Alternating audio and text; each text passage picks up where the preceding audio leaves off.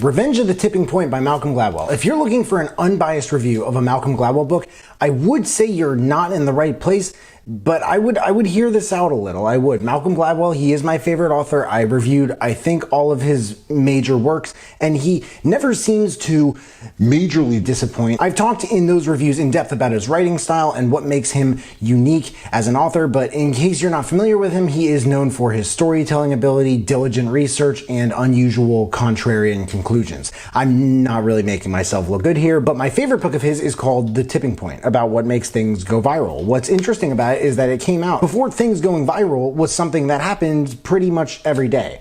So one day I'm looking at the upcoming releases and I find Revenge of the Tipping Point. What has the Tipping Point not done that it still needs to do almost 25 years later? It just seems a bit unexpected. There are three archetypes of people who contribute to this virality that we're talking about: mavens, connectors, and salesmen. Then in Revenge, you have overstories, super spreaders, and the rise of social engineering.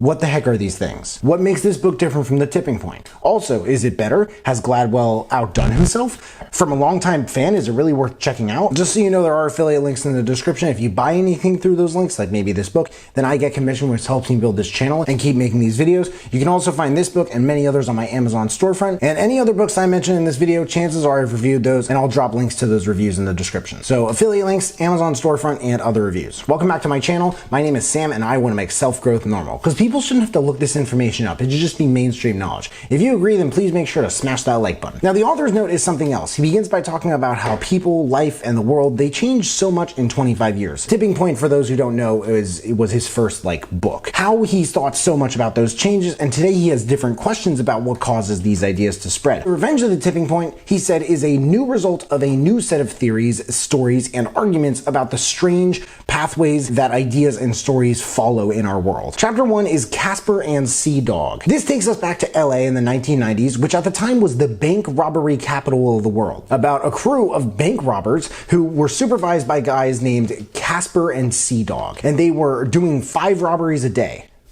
5 robberies a day. In case you didn't catch that, that's a lot. That's like a ton.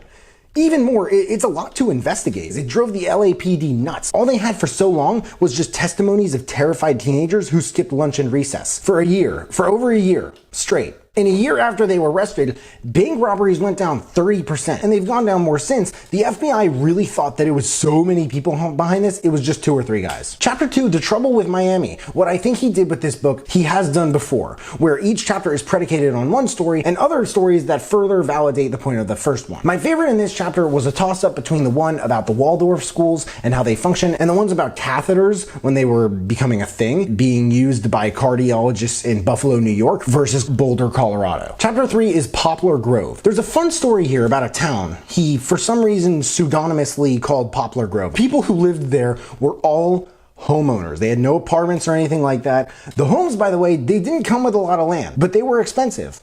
All of them were. Everyone knew everyone. All of these homeowners were parents with kids, multiple kids. They were all working parents with very high income careers. Lawyers, doctors, IT, etc. Not anything super crazy like massive CEOs or A-list celebrities. And all the kids, they went to the same school. They were not really given chances to stand out. He referred to it as a rare ecosystem called a monoculture. Epidemics, they love monocultures. Here's the kicker. As a result, many of these kids over a certain time span, somewhere between 20 and 25 of them, they committed suicide.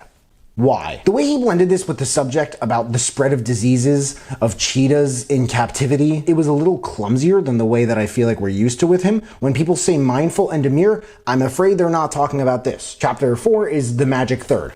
I'm not going to knock him for this either, but it would have been pretty cool if chapter 3 were the magic third. He uses women versus men on boards of Fortune 500 companies to demonstrate a magic that happens when one group of people begins to take up 30% of a larger group of people. Somewhere between 30 and 33%. And it's a bit difficult to explain, but again, I'll leave that to the book. A lot of these details, I think it kind of makes sense. It's a bit of a reach, if I may venture so far as to say so myself. That was not correct English, was it? Was it? Chapter 5, The Mysterious Case of the Harvard Women's Rugby Team. This talked about when women's rugby was added to a long list of women's varsity sports that take place at Harvard. This was unusual because it was a foreign sport. Not many people were familiar with it at the time in America, and it's very dangerous too. This is a very balls-to-the-wall sport, rugby. Harvard decided to recruit internationally. This was even stranger considering how complicated their admission system was. This is where I learned about something Harvard calls ALDC,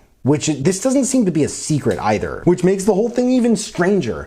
This means athletes, legacy, children of alumni, dean interest list, children of rich people, and children of faculty. This makes up 30% of their students every year. But the mystery behind the women's rugby team is why they all went through the trouble to add one. This chapter did talk a lot more about just sports and varsity sports in colleges like Harvard. At some point he said, you get the point. It's really hard to be a national caliber tennis player in high school unless you come from a wealthy family or live near a country club and have at least one parent with sufficient time on their hands to drive you all over the country for tournaments and handle the acquisition and management of a small team of coaches, trainers, physical therapists, and tutors you need to be successful. Chapter 6 is Mr. Index and the Marriott Outbreak. The painful thing about this book is how little it really brings to the table that is not on Tipping Point. Even if it's a lot, it's not all that stupendous given these changes he may have been referring to during the last 25 years.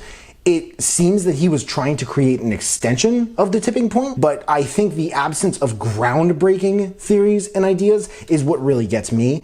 Although he unearths a collection of unique stories that affect modestly sized groups of people and uses them to seamlessly thread together these conclusions, critics argue that this is a reductionist habit of Gladwell's that seems to slug on and on and on throughout his works, just chalking chaotic effects up to these very simplistic causes. Gladwell's response to this is that he's just a journalist, guys. They say that the way he did this is in this book is just too sociology based, and that his reasoning gets lost in its own profundity. The way he's able to explain what he explains, it is something that throughout his books I would say makes him unique as an author. It is a double-edged sword though. I wouldn't say that what all these people are saying is 100% false, but surely and easily you could make the same argument about an author like Nassim Taleb. Maybe that's a heavy claim, but there's really only so much solidity that an argument like that holds. People don't like these nonfiction authors because we don't like them because we're dumb.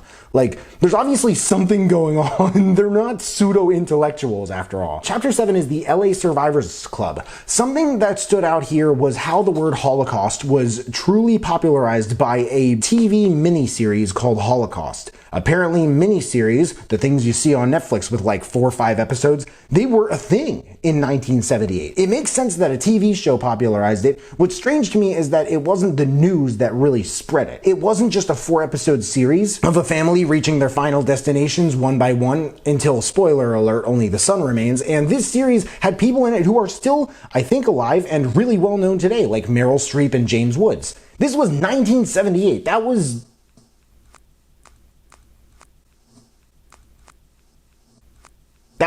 45 years ago. That's really crazy, because it did happen well after World War II. Chapter 8 is Doing Time on Maple Drive. This chapter began with the nationwide fight for legalized gay marriage. He said that within a decade, opposition withered away. I don't know if it really withered all the way away, but the de facto leader of the gay marriage fight, his name's Evan Wolfson, he said that the tipping point for their cause was 2012. Up to that point, when the matter came up on a ballot in one state or another, they lost 30 times, but after 2012, that's when they really started, racking up wins. Chapter 9 is Overstories, Super Spreaders, and Group Proportions. Lastly, this chapter made up the last part and the conclusion of the book. It's summarized in heartbreaking detail the spreading of the opioid crisis. In this book, he uses real epidemics of sorts instead of viral sensations in culture and media, which I feel like it's something that made The Tipping Point so special. The exact reason why he did this seemed to escape me time and time again. The last maybe third of the book approaches some clearly controversial subjects that have without question caused major debate across America for a very long time. This is not something he hasn't done before. Check out Talking to Strangers for reference. I would say The Tipping Point kind of gave birth to this book in a way, and I estimate that it could take some time for it to grow into his bibliography as it ages. I think it'll be interesting to see what kind of place it takes in the libraries of nonfiction junkies across the world. Revenge, though, Revenge of the Tipping Point. I don't know if revenge really seems like the right word.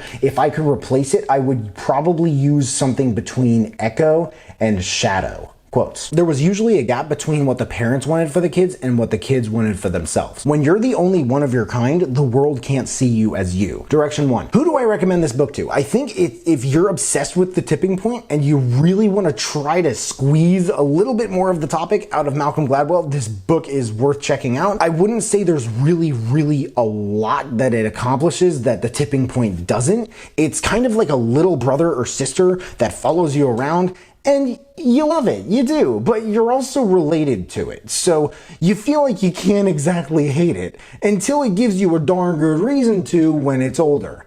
Direction 2. If you like this book, I recommend checking out The Tipping Point by Malcolm Gladwell, if that does not go without saying, and Hidden Acres by Derek Thompson. That's a damn good book too. The Revenge of the Tipping Point by Malcolm Gladwell, there is a link in the description if you want to check it out and read the reviews. That and all the other books that I mentioned in this video, if you want to check those out too. If there are any other books that you want me to check out and review, please let me know in the comments below. Also let me know if you checked out this book and you liked it, but hey, make sure to smash that like button, subscribe if you haven't already, because I don't get why people watch this far in my videos and they don't subscribe. At least the book reviews, they're like 10-15 minutes. But if you have subscribed and you want to turn it up just a notch and turn on that notification bell to get a notification whenever I drop new videos, that would mean the world to me. Thank you so much for watching. I really appreciate it. You can find me everywhere, and I will see you then.